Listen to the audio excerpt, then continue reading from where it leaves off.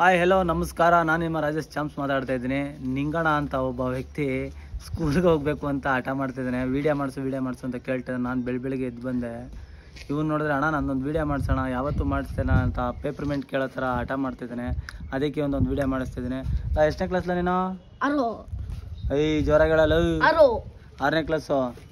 ಯಾವ್ದಾರು ಹುಡುಗಿ ಡೌಗಿ ಹೊಡಿತೈತೆ ಸ್ಕೂಲಲ್ಲಿ ಏನೋ? ಇಲ್ಲ. ಯಾಕೆ ನನಗೆ ತಲೆ ಮೇಲೆ ಹೊಡಿತಾ ಇದೆಯಾ? ಹಾಂ ಹೇಳ. ಇಲ್ಲ. ಯಾಕೆ? ಏನೋ ಹೊಡಿತಾರ? ಏನಂತ ಹೊಡಿತಲ್ಲ? ಇಲ್ಲ. ನಾಯಿ ಹುಚ್ಚೆ ಹೋದ್ರು ಬಿಡ್ತಿಲ್ಲ. ಅಲ್ಲಿ ತುಂಬಾ ಕಲ್ಲು ಹೊಡಿತಿದ್ದಾನೆ. ಶ್ರಮ ಪಡ್ತಾ ಇದ್ದಾನೆ ನೋಡಿ. ಇನ್ನು ಮತ್ತೊಮ್ಮೆ ಮಗದೊಮ್ಮೆ ಅಂತ ಅದನ್ನು ನೋಡ್ತಿರುವಂತ ನಮ್ಮ ನಿಂಗಳವರು ಏನ್ ತುಂಬಾ ಸ್ಮೈಲ್ ಹೊಡಿತಾರೆ. ಬಾಯ್ ಬಾಯ್ ಟಾಟಾ. ಅಯ್ಯೋ ನಾಳೆ ಬರ್ತೀನಿ ಮಾಡಿ. ಅವ್ರ ವ್ಯಾನ್ ಬತ್ತು ಅಂತ ಹೊರಟ್ಬಿಟ್ಟ. ಸಂಜೆ ಬರ್ತೀನಿ ಅಂತ ಟಾಟಾ ಬಾಯ್ ಬಾಯ್ ಹೇಳ್ಬಿಟ್ಟು ಹೋಯ್ತವನೆ. ಲವ್ ನಿಂಗಣ ಹೋಯ್ತ್ಯಾ? ಬಾಯ್ ಕಣ. ಹುಡುಗರನ್ನ ಮಾತಾಡ್ಸ್ಕೊಂಡು ಬನ್ನೂರ್ಗೆ ಹೋಗೋಣ ಅಂತ ಹೋಗಿದ್ದು ವಾಪಸ್ ಬರ್ತಾ ಇದ್ದೀನಿ ಮಾತನಳ್ಳಿ ಅಂತ. ಮತ್ತೆ ಈ ರೋಡು ಶ್ರೀರಂಗಪಟ್ಟಣ ಗಂಟಲು ಇದೇ ಥರ ಸ್ವಲ್ಪ ಕಿತ್ತೋಗ್ಬಿಡೈತೆ. ಆ ಕಿತ್ತೋಗಿರೋ ಜಾಗಕ್ಕೆ ಸ್ವಲ್ಪ ಬೈಕ್ ಟೈರ್ ಹೋದ್ರೂ ಕೂಡ ಸ್ಕಿಡ್ ಆಗಿಬಿಡುತ್ತೆ ಗುರು. ಬ್ಯಾಲೆನ್ಸ್ ಇಲ್ಲ ಅಂದ್ರಂತೂ ನಿಜ ಸ್ಲಿಪ್ ಆಗಿಬಿಡ್ತೀವಿ ಖಂಡಿತವಾಗ್ಲೂ. ನೋಡಿ ಇವಾಗ ಮಾತನಳ್ಳಿ ಹತ್ರ ಹೋಗ್ತಾ ಇದ್ದೀನಿ. ಎಷ್ಟು ಮಾತನಳ್ಳಿ ಬಿಡ್ತಾ ಇದ್ದೀನಿ ಇವಾಗ. ಮಾತನಳ್ಳಿ ಚಿನ್ನಪ್ಪಾಜಿ ಗಾರ್ಮೆಂಟ್ ಹತ್ರ ಹೋಗ್ತಾ ಇದ್ದೀನಿ ಇವಾಗ.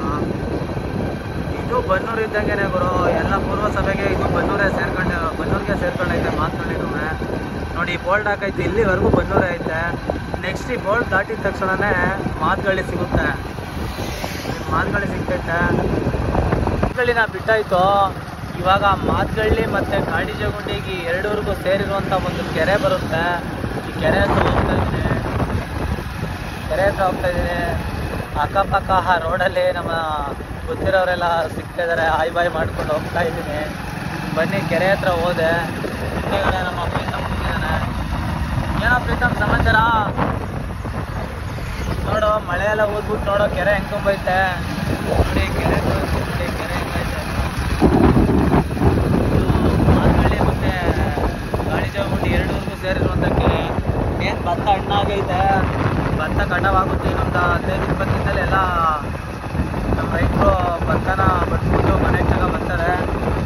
ಇತ್ತು ನೋಡಿ. ಇಲ್ಲಿ ಪರವಾಗಿಲ್ಲ, ರೋಡೆಲ್ಲ ಚೆನ್ನಾಗೈತೆ. ಇಲ್ಲಿ ಇವಾಗ ಹೊಸ್ದಾಗಿ ರೋಡ್ ಮಾಡಿದ್ದು. ಇಲ್ಲಿ ಸ್ವಲ್ಪ ಚಿಕ್ಕಿತ್ತು ರೋಡ್. ಅವಾಗ ದೊಡ್ಡದು ಮಾಡಿದ್ದಾರೆ. ಅವಾಗ ಗಾಡಿಗಳು ಸೈಡ್ ಕೊಡೋಕ್ಕೆ 5 ನಿಮಿಷ ಆಗ್ತಿತ್ತು, ಟ್ರಾಫಿಕ್ ಆಗ್ತಿತ್ತು. ಇವಾಗೇನಿಲ್ಲ. ಮತ್ತೆ ಇನ್ನೊಂದು ರವೀಂದ್ರ ಬಸ್ ಬರ್ತೈತೆ. ಇವರು ಇತ್ತು ಹೊನ್ನಪ್ಪ ಅವರು. ಬಂದೆ ಕಾಡಿಜಗುಂಡಿ ಹತ್ರ. ನೋಡಿ ಇಲ್ಲೆಲ್ಲ ರೋಡ್ ಚೆನ್ನಾಗೈತೆ. ಮಧ್ಯ ಕಿಲೋಬಿಡೈತೆ ಗುರು. ಯಾವುದೇ ಕಾರಣಕ್ಕೂ ಈ ಶ್ರೀರಂಗಪಟ್ಟಣ ರೋಡಲ್ಲಿ ಬರುವಾಗ ಮಾತ್ರ ನೈಟ್ ಹೊತ್ತಂತೂ ಹುಷಾರಾಗಿ ಓಡಾಡಿ.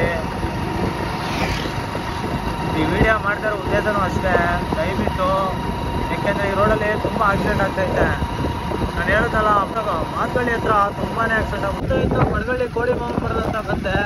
ಪಕ್ಕದಲ್ಲೇ ಕೆರೆ ಐತೆ. ಕೆರೆ ನೋಡ್ತೀನಿ.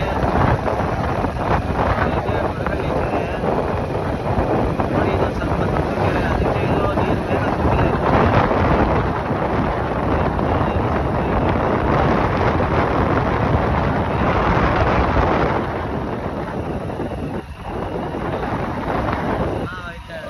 ಆದರೂ ಹಳ್ಳಿ ಗುರು. ಯಾವ ಇಲ್ಲಿಗಿಂತನೂ ಹಳ್ಳಿನೇ ಫೇಮಸ್ಸು. ನನಗಂತೂ ಹಳ್ಳಿನೇ ಇಷ್ಟ ಗುರು.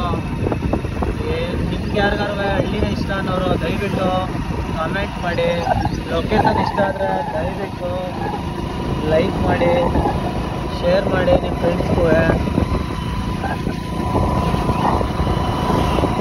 ಅಣ್ಣವರು ಜೊತೆ ಎತ್ತಿಡ್ಕೊಯ್ತವ್ರೆ. ಎಷ್ಟು ಅಂತ ಕೇಳೋದ ರೈಟ್ನ?